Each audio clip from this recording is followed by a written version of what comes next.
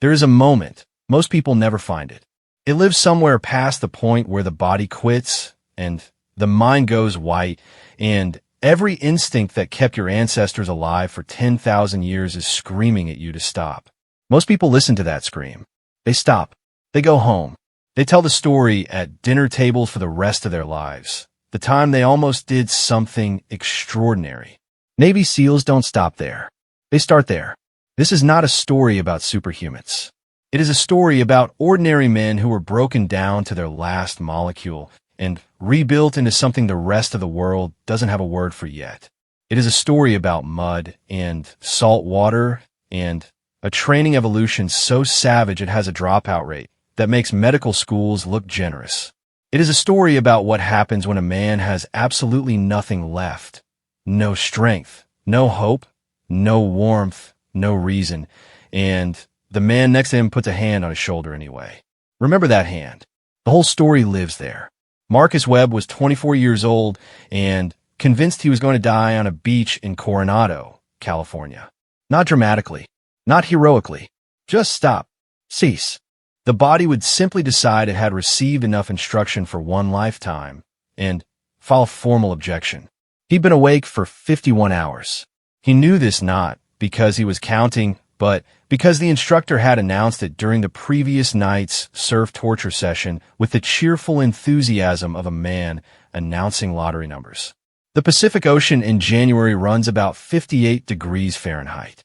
Marcus had been submerged in it, dragged out of it, rolled through sand that turned his wet suit into slow-motion sandpaper, and then walked back and again more times than his memory could sequence into anything coherent. His hands had stopped working around hour 30. That sounds like a metaphor. It was not a metaphor.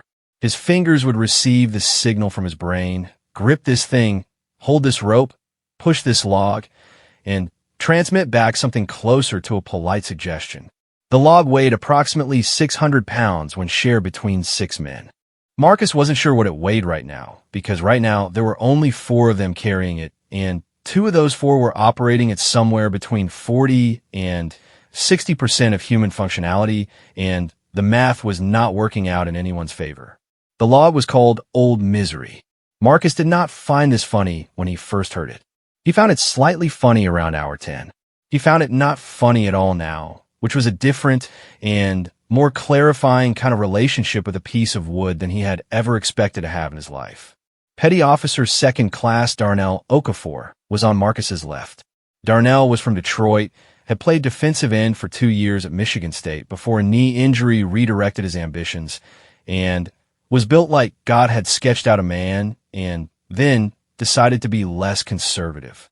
He should have been the strongest one under this log. He should have been absorbing what the others couldn't carry. But Darnell was shaking. Marcus had noticed it 20 minutes ago and said nothing. The shaking was small, a vibration running through the shoulder where Darnell's body met the wood, and it was the kind of thing Marcus recognized because his own body had been doing it on and off since hour 19. It wasn't fatigue shaking. Fatigue shaking was loose, sloppy, uncontrolled. This was the other kind. The kind where the body is working so hard to hold itself together that the effort produces its own tremor. The kind that comes right before something gives. On Marcus's right was a kid named Torres, 19 years old, from Laredo. Had the face of someone's younger brother, which was a face that had no business being on a beach at 4 in the morning with a 600-pound log on his shoulder. And yet here it was jaw-locked, eyes fixed at the middle distance the way you fix your eyes when you're having a conversation with yourself that nobody else is allowed to hear. The 4th man was Petty Officer First Class James Reyes. James was the only one of them who had been through SEAL training before. Washed out his first attempt with a stress fracture, had spent 14 months recovering, reapplying, and apparently reflecting on what he'd done wrong the first time, because he had the posture of someone who had already made peace with everything that was coming. He held his section of the log like it was mildly inconvenient. This was either inspiring or infuriating, depending on the hour. Right now, Marcus found it infuriating. The instructor, a compact man named Chief Petty Officer Holt, who appeared to require neither sleep nor basic human warmth to function, walked alongside them with his hands clasped behind his back. He was dry. This was offensive in a way that Marcus didn't have the vocabulary for anymore. Log PT in 45 seconds, Holt said to no one in particular. Current evolution completion requires 3 more miles of soft sand. Current team is down 2 men. Current team is not looking like a team. The 2 missing men had quit, had walked to the brass bell mounted at the edge of the compound, wrapped their hands around its handle, and rung it 3 times. The sound of that bell, each of the 3 rings, had gone through Marcus like something physical, like a sound that wanted to be a door and was asking him to walk through it. He hadn't walked through it. He wasn't sure why. That was the honest answer. He did not know, in hour 51, why he was still here. The speech he'd given himself in week 1, the one about pride, about proving something about the family back in Georgia, and his father who'd done 20 years in the Army, and the grandfather who'd never talked about Vietnam, but had a certain look sometimes, that speech had stopped working around hour 36. You couldn't run on a speech. Speeches were fuel that burned clean and fast. What you ran on after the speech ran out was something else. Marcus hadn't identified it yet. He was still running on it. Holt stopped walking. The 4 of them stopped with him, which was not a decision so much as a collapse of forward momentum. Set it down. They set old misery down. The relief was so complete it felt like grief, like something had been given and immediately taken, and Marcus stood over his own feet for a moment, trying to remember how standing worked when it wasn't in service of carrying something. Okafor, Holt said. Darnell straightened. Or tried to. His body got most of the way there. You're compensating your left side. You've been doing it for 2 miles. You're going to blow your knee before morning if you keep favoring it. A pause. Not cruel. Clinical. You aware of that? Yes, Chief. You going to tell me why? Darnell said nothing for 3 full seconds. Marcus watched his face. Watched something move behind it. A decision being made in real time. A man standing at a fork in his own interior. Pulled something about 6 miles back. Felt the pop. Kept going. Holt looked at him for a long time. Then he looked at Marcus. Then Torres. Then Reyes. He kept going, Holt said to all of them, and none of them specifically. On a pulled, what? Hip flexor, Chief. Maybe. Could be groin. A very long pause. And the 3 of you, Holt said, did you know? Marcus had not known. He had known something was wrong. The shaking had told him that, but he had not known it was an injury. He had assumed it was fatigue, because fatigue was the known quantity. Fatigue was the thing everyone was managing. Fatigue was the communal water they were all swimming in together. He felt something cold move through him that wasn't the ocean. He had been right next to Darnell for 6 miles. For 6 miles, Darnell had been absorbing extra load, redistributing the weight, keeping his face neutral and his voice level and his complaints completely non-existent. And Marcus had been so deep in his own survival calculus that he had noticed the symptom and not looked past it to the cause. Holt didn't say anything else about it. He turned and pointed down the beach. 3 more miles. You'll pick up the log in 200 meters. Webb, you're on the left side now. Close the gap. Torres, you've got right rear. Reyes, anchor the center. Okafor. Darnell was already moving to his new position. Weight redistributed. Jaw set. You call out if you can't maintain. You do not decide alone what your limit is tonight. You understand that. Yes, Chief. That's not a weakness. That's the job. Your team cannot carry what they can't see. They picked up old misery. Marcus moved to Darnell's position, took the weight, and immediately understood what Darnell had been carrying for the past 6 miles, because the wood sat differently here, pressed into the shoulder at an angle that found a specific set of muscles Marcus hadn't known he was hoarding, and the additional stress of 2 men's work meant his legs received a new and creative message from his nervous system that he would have described, if he did words, as absolutely not. He took a step anyway. Then another. His left shoulder slid under the log, just slightly, redistributing unconsciously without deciding to, so that more of the weight transferred toward his stronger side. And then he felt it. Reyes, 2 feet to his right, doing the same thing in the opposite direction. The 2 of them finding the balance point between them without speaking, without looking at each other. Just weight and response and the tiny adjustments of two bodies learning to function as one machine. Torres, at the rear, shortened his stride. The log stabilized. Nobody said anything. The beach was dark ahead of them. The water ran up the sand on their left, cold and indifferent and absolutely relentless in the way that large, dark things are relentless when they have nowhere to be and unlimited time to get there. The sky was the color of something that hadn't decided yet whether to be night or morning. Marcus watched his feet. One step, one step, one step. Somewhere around the first mile, something happened that he would spend years trying to explain to people who hadn't been there and would eventually stop trying. It wasn't a feeling exactly. It was more like a subtraction. Everything that wasn't necessary fell away. The grief about the two men who'd rung the bell. The calculation about whether his body could last. The conversation with his father's face that had been running in the back of his head like a second track since he got here. Gone. Not resolved. Just not taking up space anymore. What was left was log, beach, left, right. Okafor's breathing to his left, Reyes's steadiness to his right, Torres's shortened stride at the rear. For men, one thing, moving. Holt walked behind them. He didn't speak. The sand swallowed the sound of their footsteps, and the ocean covered the rest, and Marcus thought in a way that bypassed language entirely and arrived as something closer to cellular understanding. This is what they meant. All of it. The 51 hours. The cold. The bell. Old misery. The hip flexor Darnell had been hiding, and the 6 miles he'd hidden it across, and the moment Holt had forced it into the open, not to punish it, but to distribute it, to make it a team problem instead of a private one. You do not decide alone what your limit is tonight. Marcus held the log. The log held the 4 of them together. The beach stretched ahead, dark and specific, and requiring nothing from them except the next step. They took it. 1 mile. Then 2. Then, without ceremony, without announcement, without any particular acknowledgement from the sky or the ocean or Chief Petty Officer Holt, the 3 miles ended. Old misery went down. Marcus stood with his hands on his knees, head hanging, breathing in a way that wasn't quite controlled and wasn't quite not. To his left, Darnell straightened slowly, one hand pressed to his hip, face doing nothing at all. To Marcus's right, Reyes rolled his shoulders back and looked at the sky the way men look at things they have already made peace with. Torres sat down on the sand without meaning to, and then decided he'd meant to. Holt stood in front of them. He looked at each of them for a moment. Not long. Just registering. Like a man taking inventory of something he expects to use again. For hours, he said. Sleep when you can.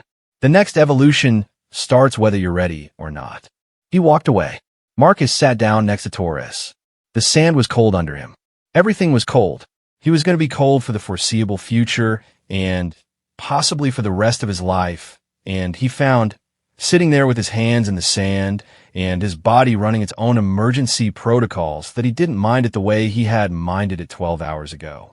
Darnell lowered himself down on Marcus's other side, slower than someone that size should move, and said nothing. Marcus said nothing back. Reyes lay flat on the sand 20 feet away, face up, and appeared to fall asleep within 40 seconds, which was either a superpower or a medical condition, and Marcus didn't have the energy to determine which. The ocean kept coming. The sky kept deciding. The 4 of them sat at the edge of the dark water on a beach in California at 5 in the morning with everything ahead of them, and nothing left behind them worth keeping. Marcus looked at his hands. They were working again. Barely. In the way that hands work when they've had enough of receiving elegant signals from the brain and have decided to simply function on general principle. He opened them, closed them, opened them again. Tomorrow, in 4 hours, there would be more. More cold, more weight, more specific, and creative ways the instructors had developed to locate the place in a man where something true lived and see whether it would hold. Marcus didn't think about tomorrow. Tomorrow was a thing that existed in a different country. He leaned back on his hands, felt the sand, felt Darnell's shoulder, warm against his left arm. The man already half asleep or performing sleep with the same competence he performed everything else. A hand, on a shoulder, Or close enough. Marcus closed his eyes. The ocean kept coming. For hours is not sleep. For hours is a negotiation between your body and your nervous system. The body saying, I need more, and the nervous system saying, this is what you have. Here's what we can do with it. Marcus had been a deep sleeper his whole life. Had slept through storms, through arguments, through his college roommate's 2 a.m. guitar phase, through the kind of undergraduate chaos that would have kept anyone else staring at the ceiling. He'd never once woken up before his alarm. He was awake 11 minutes before the whistle. He didn't know this was a thing that happened to people in buds until it happened to him. Your body learns the schedule faster than your mind does. Stops wasting the last minutes on sleep because it knows what's coming and decides to spend them getting ready instead. He sat up on the concrete floor of the barracks and looked at his hands again. Something he'd been doing a lot.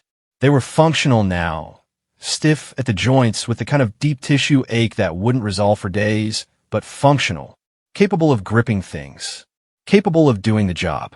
Darnell was already sitting at the edge of his cot across the room, wrapping an elastic bandage around his hip with the focused concentration of a man performing surgery on himself.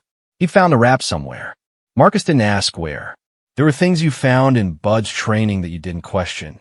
The sources of Motrin, the locations of dry socks, the particular brand of psychological armor that let a man smile at an instructor after 90 hours without sleep. You just didn't ask. Torres was eating something cold out of a foil packet with the expression of a man eating something cold out of a foil packet and thinking about something else entirely. He had the look all of them were starting to develop. The one where the surface of the face and whatever was actually happening behind the eyes had agreed to operate as separate departments. Reyes was sitting with his back to the wall, eyes open, doing nothing, just sitting with himself, completely still. It was the stillness that Marcus found strange. Not the practiced stillness of someone suppressing movement, but the natural stillness of someone who wasn't fighting anything. Like a man in a waiting room who actually didn't mind waiting. Marcus watched him for a moment. Ow, Marcus said. Not a complete question. Reyes understood it anyway. Second time through, Reyes said. First time, I spent all of it watching the clock, trying to survive from hour to hour. Thought that was how you did it. He picked up his boot and began lacing it. Clock nearly killed me. What changed? Reyes tied the first boot. Started on the second. Didn't answer for long enough that Marcus thought maybe he wasn't going to. You stop trying to get through it, he said finally. You just be in it. The hour you're in. Just that one. You stop doing math. He stood up. Math'll bury you out here. The whistle hit before Marcus could respond to this. And the morning, if morning was the right word for 0430, and darkness, and a temperature that had decided 48 degrees was its final offer, began. The ocean pool was not a swimming pool. This was an important distinction that Marcus had filed away on day one. The ocean pool was a man-made lagoon that connected to the Pacific Ocean, which meant it shared the Pacific Ocean's opinions about temperature and human comfort, which were few and unflattering. The evolution that morning involved swimming 500 meters in full kit, which is a thing that sounds plausible until you are in 58-degree salt water in boots and BDUs and a weight belt, and the ocean has decided to introduce a 2-foot chop just to keep everyone's expectations reasonable. Marcus was a competent swimmer. He'd grown up in Atlanta, which was not exactly coastal, but his mother had made sure, with the specific urgency of a black woman who knew the statistics, who had heard the stories, who was not having that particular grief if she could help it, that her son was in the water every summer from the age of 4. He could swim. He could swim well. He could not swim well while hypothermic and wearing boots with a 2-foot chop and a weight belt that had a personal relationship with the ocean floor. He made it 200 meters before the water got into his thinking. Cold water, getting into your thinking, is a real thing. It starts at the edges, slows the sentences down, makes the calculations take longer, introduces a softness to the focus that feels almost pleasant before you understand what it is. Marcus had been briefed on this. He knew it cognitively. Knowing a thing cognitively and experiencing it in 58-degree water at 4:30 in the morning are two completely different events. He slowed. He didn't decide to slow. His stroke rate dropped, a management decision made somewhere below the level of conscious control, and the gap between him and the next swimmer opened. There was an instructor in a kayak 15 feet to his right. This was standard. Every open water evolution had kayak coverage, and the instructors in those kayaks had the specific and undivided attention of men who were watching for the difference between a swimmer struggling and a swimmer in trouble. Marcus was not in trouble. He was struggling. There was a distinction. He kept swimming. What he couldn't notice, because he was deep in his own operational management at that moment, was Torres, 3 lanes over, who had gone from a clean, aggressive stroke to something less. Not slower. Different. The stroke of a man whose brain had begun sending body preservation signals to his arms that had nothing to do with arriving at the far end of the pool. Torres went vertical. This is what it looks like when a swimmer's brain decides the pool floor is a better destination than the far wall. The body goes upright in the water, treading, but treading is not swimming, and in full kit with a weight belt, treading is a temporary condition. The instructor in the kayak was moving before Torres's chin touched the water the second time. Marcus didn't see any of this. He was looking at the far wall. He was thinking left arm, left arm in the specific and focused way you think about individual body parts when coordinating them has become effortful, and he was for the first time in evolution making real progress. The cold was still there. The chop was still there. His boots were still engaged in their ongoing negotiation with gravity. But his stroke had found something, a rhythm below the rhythm, a mechanical consistency that didn't require him to feel it to do it. He hit the far wall. He turned. He saw the kayak. He saw Torres. His body stopped, just for a second, just a single stroke's worth of pause, before his arms were moving again, moving toward Torres instead of toward the starting wall, which was not the prescribed direction of travel in this evolution, and which the instructor in the second kayak was going to have some words about, but which Marcus's body had decided to do before Marcus's mind had finished the sentence about whether it was a good idea. He reached Torres in 11 strokes. Torres was on the surface. The instructor had a hand on his collar, had him stabilized. Marcus arrived with his arms already reaching and pulled up beside them both, treading in his boots in the slop of the chop. "I got him," Marcus said. "You do not have him," the instructor said. "I have him. Get back on course." Marcus treaded water, looking at Torres's face. Torres was conscious, eyes open, blinking salt, the specific expression of a man who had just frightened himself more than he'd expected to. Not gone, just briefly somewhere else. "Get back on course, Webb." Marcus looked at Torres one more time. Torres met his eyes, gave the smallest possible nod. "I'm here. I'm back. Go." Marcus turned and swam. He finished the evolution fourth from last, which was not his best positioning, but was not the worst, and stood on the far shore in wet boots trying to figure out what his core temperature was doing and whether it was doing it on purpose. Torres came out of the water with the instructor's kayak shadowing him the whole way. He walked to the shore. He shook his head once. Water and something else, some private adjustment, and then looked up and found Marcus across the sand. He nodded again. The same nod as before, but different in some way Marcus felt but couldn't name. Later, Holt would pull Marcus aside during the break and explain, without heat, that in open water evolution a swimmer breaking course puts 2 people at risk instead of 1. That the instructors were there specifically to manage water extractions. That Marcus's job, his only job in that water, was to complete his own objective. "You break from your lane, you're a liability," Holt said. "You understand that?" "Yes, Chief." "You also understand why you did it anyway." Marcus was quiet. "You did it because you've got instinct," Holt said. "Which is good. We're going to spend the next several weeks deciding whether instinct is going to get people killed or keep them alive. Those are both things instinct can do. The difference is judgment." He looked at Marcus for a moment. "You got that?" "I think so, Chief." "You think so?" Holt almost smiled. Almost. It was the structural evidence of a smile, the arrangement of muscles around it, without the completed version. "We'll find out." The thing about Hell Week which was the official name for the 5 to 6 day evolution Marcus was currently inhabiting, and which had been named by people who believe in accurate nomenclature, was that it had a shape.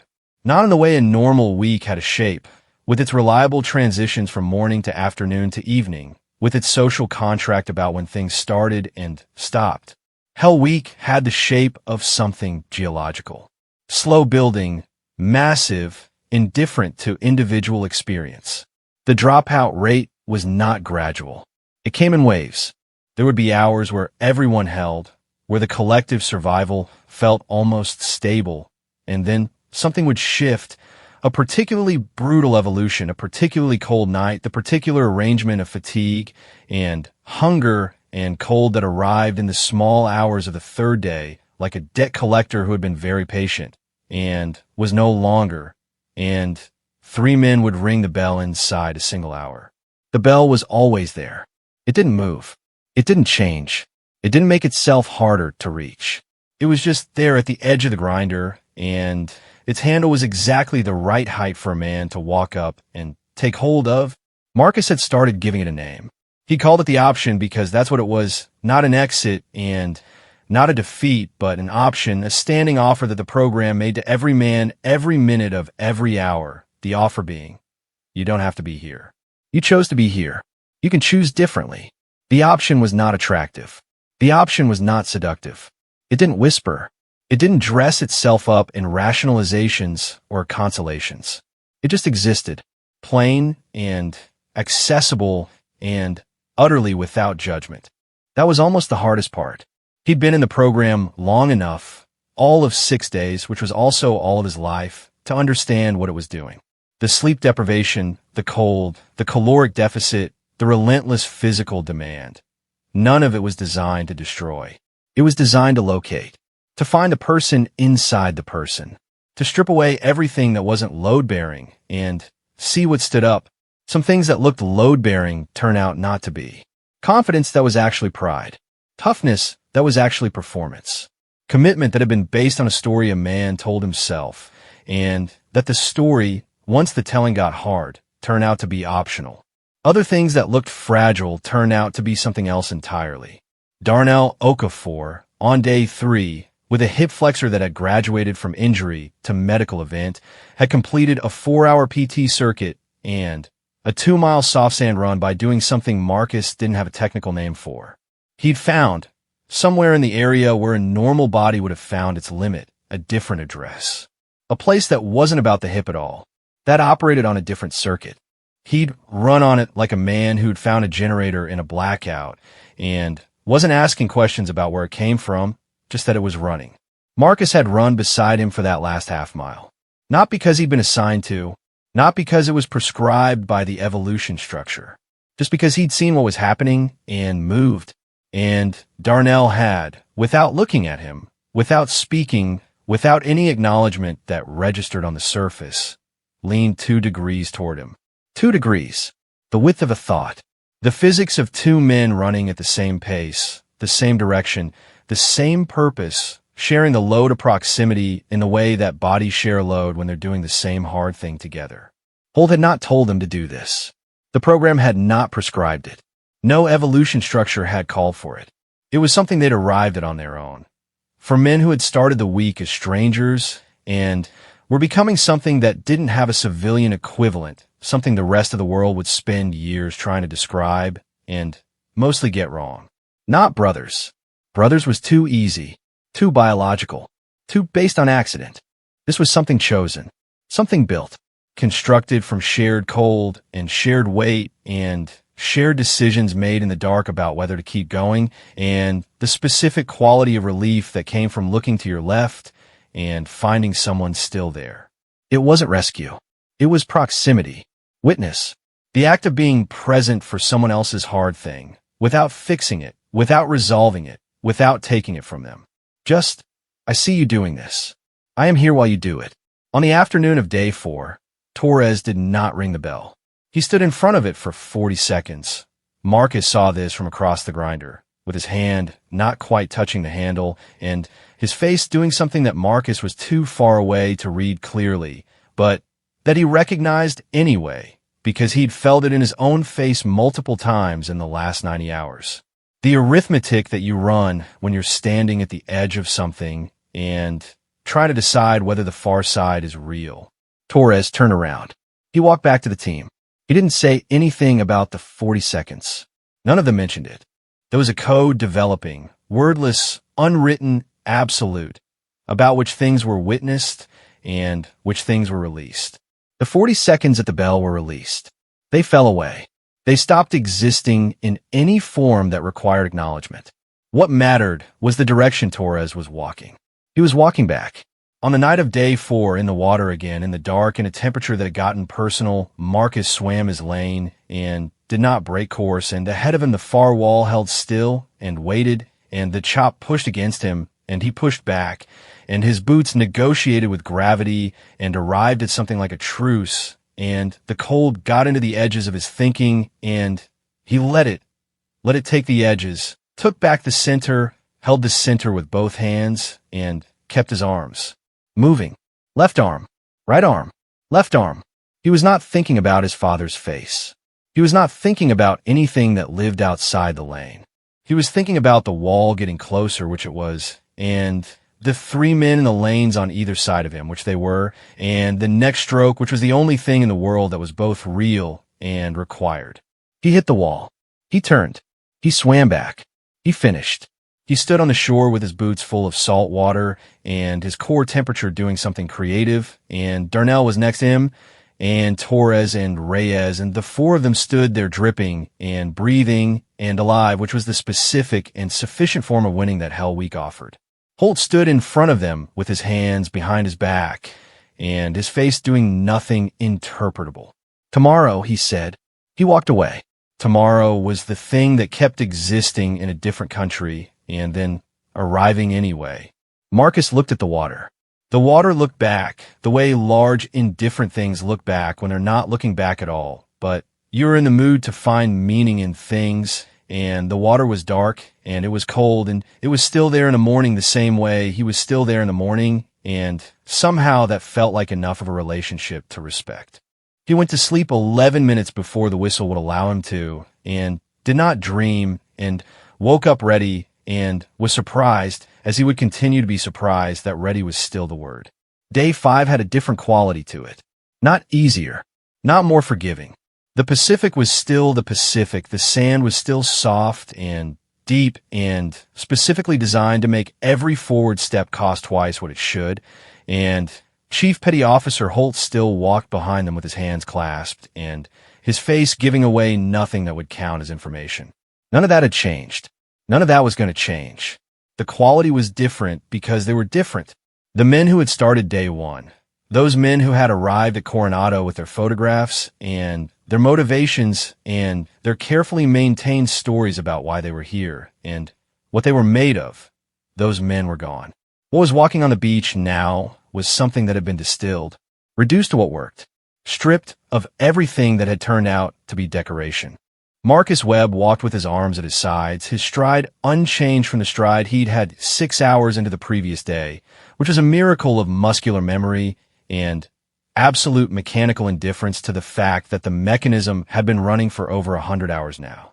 He was not functioning from energy. Energy was a thing that happened to people who had slept. He was functioning from, the only word he had for it was groove. The groove that a machine finds when it has been running long enough that running is the only mode it knows. To his left, Darnell walked. The hip flexor had not resolved. An injury that dramatic did not resolve on its own timeline, just because you asked it to, but somewhere between day 3 and day 5, Darnell had renegotiated his relationship with it. Not ignored it. Not denied it. Made a deal. The deal appeared to be, you're there, I know you're there, we both know I'm not stopping, let's figure out what we can work with. The deal was holding. Behind them, Torres walked. Torres had become, somewhere in the last 30-odd hours, someone Marcus would not have immediately recognized as the 19-year-old from Laredo who had sat in the sand on day 1 with a face that had no business being in this program. The face was the same. The person behind it was running updated software. The 40 seconds at the bell had done something. Not broken him and not hardened him in the brittle way that people meant when they said hardened, but clarified him. He knew what his limit was. He had been to it. He had turned around. Knowing where your limit is and choosing to stay this side of it are completely different from not knowing and hoping. Reyes walked at the rear with the same easy stillness he'd had from the beginning, which was not the stillness of someone unaffected, but the stillness of someone who had done the affecting work in advance. He'd been broken the first time through this program. Broken in the specific way that stress fractures break, the body turning on itself in protest, and he'd spent 14 months figuring out what that meant, and what it meant was that he'd gone back. That the first failure was a prerequisite, not a verdict. Marcus understood this now in a way he hadn't on day one, when he'd looked at Reyes's calm and found it mildly infuriating. The first failure is a prerequisite. The final evolution of Hell Week was not announced as the final evolution. This was intentional. Everything in this program was intentional. The sleep schedule that wasn't a schedule, the food that arrived or didn't arrive on a logic that rewarded nothing and punished everything, the instructors' faces that maintained the same expressive neutrality, whether they were watching something that was going well or catastrophically, so that you had no external reference point and had to build all your reference points from the inside. The final evolution was announced as an evolution, a thing that was happening now that would require these things of you and end at the end and be followed by another thing. They were in the water again. They were in the water a lot. The program believed in the water the way theologians believe in original sin. As a condition you were born into and could not earn your way out of, could only learn and navigate, could only stop fighting and start working with in the way that men work with things that were there before them and will be there after. The evolution involved small boats.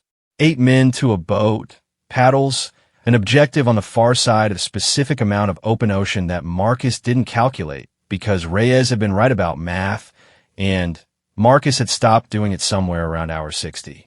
The objective was the objective. The boat would get there or it wouldn't, and whether it got there was a function of the 8 men in it working in the same direction at the same time with the same cadence and the same understanding of what was required, or it was a function of 8 men not doing that, which was not an option that the ocean would accept as a reason not to continue expecting things of you. 8 men now, not 4. Their boat crew had absorbed 4 men from another group whose own crew had thinned enough to require redistribution. 2 dropouts, 1 medical pull, 1 man who had made it to day 5, and then looked at the boat and looked at the water and made a decision so private that it showed on his face for only a second before he walked past the boat toward the bell with his chin level and his eyes forward and the specific dignity of a man who had reached a conclusion about something on his own. Terms. Marcus watched him go. There was nothing in it. No judgment, no relief, no complicated emotion. The man had found his answer. He was walking toward it. That was a thing a man did when he knew his answer. The 4 new men integrated without ceremony. This was how it worked. There were no introductions. You were in the boat or you weren't. You paddled or you didn't. The ocean ran the meeting. The conditions were bad. This was also standard. Conditions in Hell Week training evolutions were structured to be somewhere between challenging and specifically inhospitable, and the ocean as a collaborator was generous with its inhospitality. The swell was running 4 feet, which in an inflatable rubber boat with 8 exhausted men, and paddles is the ocean's version of a frank conversation. The wind had opinions. The current had commitments. Their boat helmsman was a man named Okafor because Darnell Okafor, even on a hip flexor that should have been in an orthopedic clinic, sat at the rear of that boat with the authority of someone who had already decided what was going to happen. Stroke, stroke, stroke. The cadence was even. Not fast, not urgent. Even in the specific way that even as a kind of power, the power of a thing that isn't working itself up, isn't drawing on reserves, is simply operating at the level it intends to sustain indefinitely. Marcus paddled. Left side, blade angled 15 degrees, catch the water at the forward position, pull through, exit clean, recover, catch. The mechanic of it was deep in him now. Past thinking, past intention, into the place where the body just does the thing because the body has been doing the thing long enough that doing it is the easier option. The swell hit them broadside and Darnell called the correction, and the 8 of them responded before they processed the instruction. Leaning, shifting weight, blades biting the water on the downwave side to keep the hull square. And the boat climbed the swell and came down on the other side and kept moving. Marcus felt it in his arms. Not pain exactly. Not by now. Something more like pressure. A constant full-body pressure that had stopped being about muscles and was just a medium he was operating in. The way fish, Marcus imagined, don't experience water as wet. Stroke, stroke, stroke. He paddled. To his right, a man named Kowalski from the absorbed crew paddled in the same rhythm with the same blade angle. And Marcus didn't know Kowalski at all. Didn't know where he was from, or what his story was, or why he was here, or what had kept him here through 5 days. And also knew him in the most important way, which was that when the swell had hit, Kowalski had leaned. The right direction. The right amount. Without instruction. That was everything. That was the whole orientation program. They reached the objective. The shore on the far side of the open water crossing was not dramatic. It was a strip of sand with an instructor standing on it, and an orange marker flag. The instructor had a clipboard. The clipboard was for recording times. Marcus found himself incapable of caring about the time in any meaningful way, which was progress of a sort. They dragged the boat up the sand. 8 men, 1 boat, their arms working on group memory rather than individual effort. The boat moving because 8 people who have done a thing together long enough begin to move as a distributed system rather than as 8 people. The instructor with the clipboard wrote something. Said nothing. This was standard. Holt was there. He was always there. Marcus had decided at some point that Holt didn't actually travel between locations, but simply appeared, that he lived in the program the way weather lives in an atmosphere, present everywhere the conditions created him. Holt looked at the 8 of them. He looked for a long time. Long enough that something shifted in the air. Not tension, not exactly, but something that had weight to it. Something that required standing still and receiving. Then, he said, "Secure from Hell Week." The words hit different surfaces of Marcus's brain at different times. The top layer understood them first, the semantic content, the language processing center identifying the words as the words they were. The second layer, slower, identified what they meant within the context of the last 5 days. The third layer, slower still, the one that lived somewhere between the body and the mind and hadn't been operating on language for the last 40-something hours, understood them as a physical event, as something that arrived and changed the pressure in the room. He'd expected more from himself, emotionally. He'd imagined, on day 1, in the part of him that was still planning and projecting, that this moment would land like something cinematic. Tears or shouts, or the specific release of a thing held under enormous pressure finally, being allowed to expand. What actually happened was simpler. His knees bent, not on purpose. They found a compromised position between standing and sitting, and Marcus allowed this, let his body make decisions for a moment while his mind caught up, and he found himself on one knee in the sand with his hand pressed flat against it. And the sand was wet from the wave wash and cold and real and completely, specifically itself. Around him, others were doing their own version of this. Darnell stood upright for 10 seconds, just stood, still as a man in a photograph, and then sat down heavily with both hands on his knees, and his head dropped forward, not from defeat, from the specific relief of a body being permitted to stop organizing itself around injury for 5 consecutive minutes. Torres made a sound, single syllable, not a word. The kind of sound that bypasses language because language is a technology you use when you have time for it. Reyes looked at the sky again. Same sky, different look.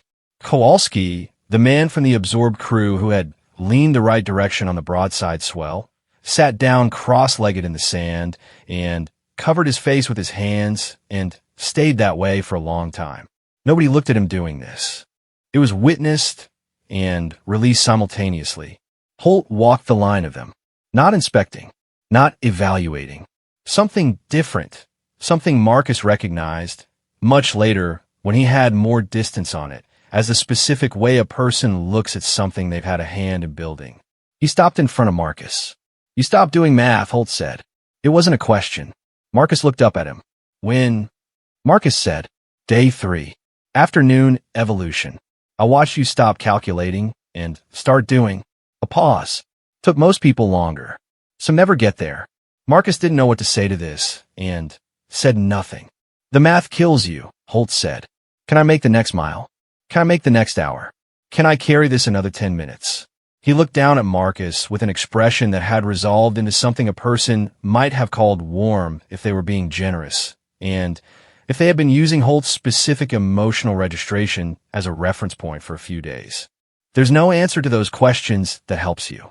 The mile's going to happen or not. The math just borrows the pain in advance. He moved on. Marcus sat in the sand for a while after that. Not sleeping. Not thinking particularly.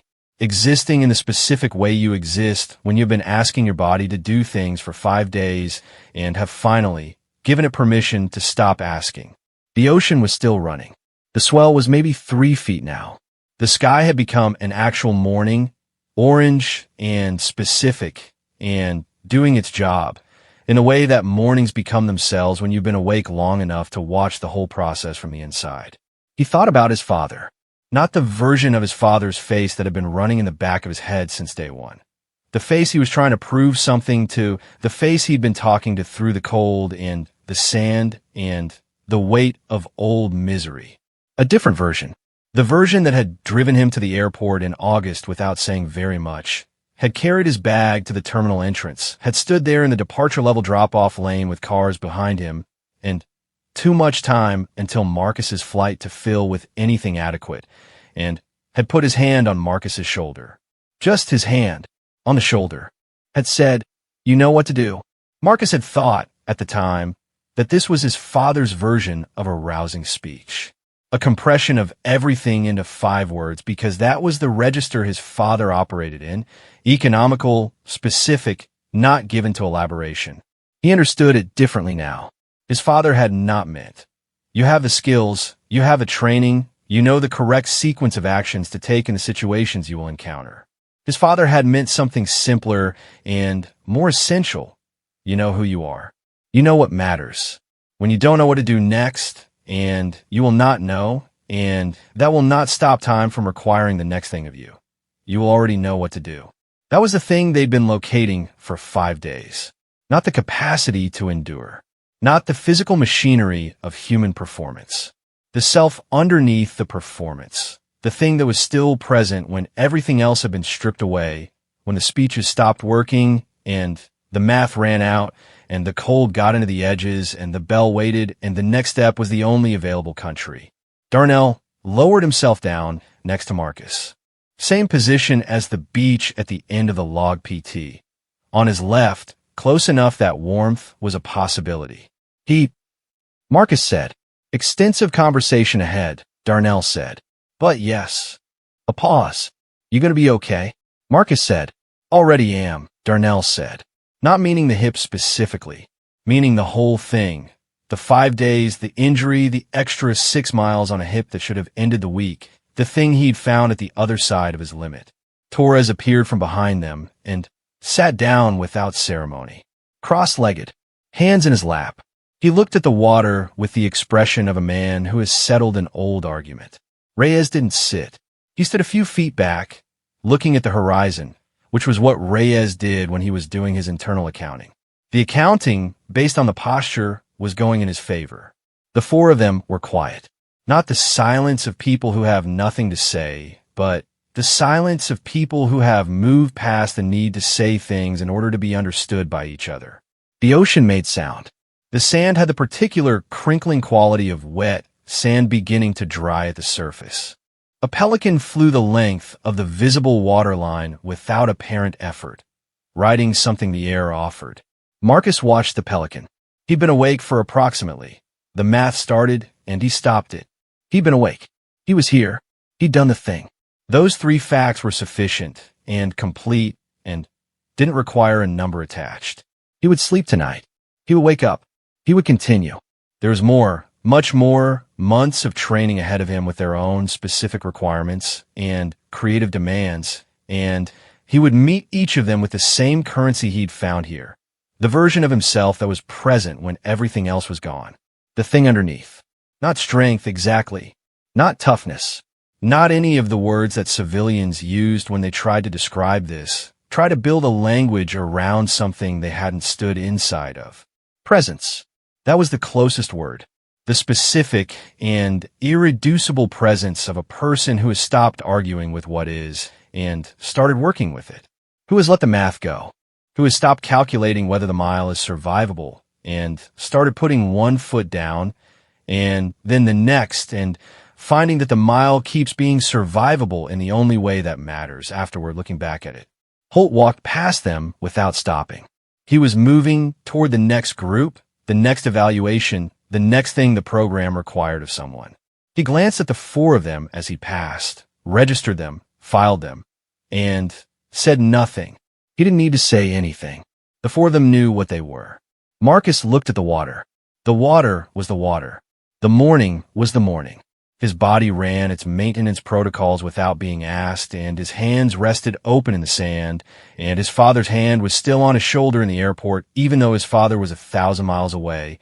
And the Pelican reached the end of the visible waterline and went beyond it, and the ocean kept coming.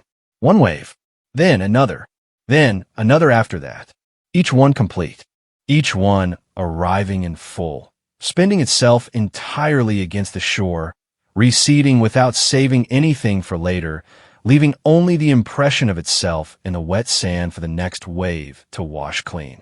Marcus thought, that's how you do it. Spend everything. Keep nothing in reserve. Let the next wave worry about the next wave. He closed his eyes. He felt the sun on his face, thin and February cold and insufficient and real. He felt the sand under his hands. He felt Darnell on his left, solid and warm and specifically himself, a man who had carried an injury across 6 miles rather than asked for help, and then had told the truth when telling the truth mattered, and those two things were not contradictions, they were the complete picture. He felt the team, present, specific, alive. The ocean kept coming. He let it. They would tell him later, the graduates, the instructors, the men who had been through it before and come out the other side, that hell week didn't make you a SEAL. It showed you whether the person who showed up was the person who belonged. The actual becoming was everything after. The months of training, the first deployment, the first mission, the first moment in a real place with real consequences where all the stripping away had to be tested against something that was not a training evolution and did not have instructors in kayaks and did not end with a secure command. What Hell Week did, the thing it was designed to do, the thing all of the cold and the weight and the deprivation and the bell and old misery and the 58-degree water at 4 in the morning were in service of, was simpler than all of that. It showed you what you were when there was nothing left to perform. It showed you who was there. And it showed you, if you paid attention, if you looked left when you could have looked at your own feet, it showed you who was next to you when the nothing left arrived. Who leaned 2 degrees. Who shortened their stride. Who turned around from the bell. Who called out the injury when calling it out was the harder thing to do. Who paddled when paddling was all there was and paddling was the whole point. A Navy SEAL never falls alone. Not because they're caught every time. Not because the program guarantees anything about what happens in the dark water of actual operations. But because the training is building underneath all the visible difficulty a specific and practiced relationship with the person next to you, a relationship that says your limit is not yours alone. Your hard thing is not a private event. You don't decide what you can carry without telling the people who are carrying with you. That is the job, not the individual performance. The team's ability to see what each person is carrying and reach for it without being asked, without ceremony, before the weight makes the decision for everyone. Marcus Webb became a Navy SEAL. He would go on to do things that this story doesn't have space for, in places this story doesn't name, carrying weight that didn't have a label he was allowed to share. But on the cold beach at the end of Hell Week, with the February sun on his face and the sand under his hands and Darnell's shoulder warm against his left arm, he knew the most important thing he would ever be required to know. He looked left. Someone was there. He would spend the rest of his career making sure he was there when someone else looked.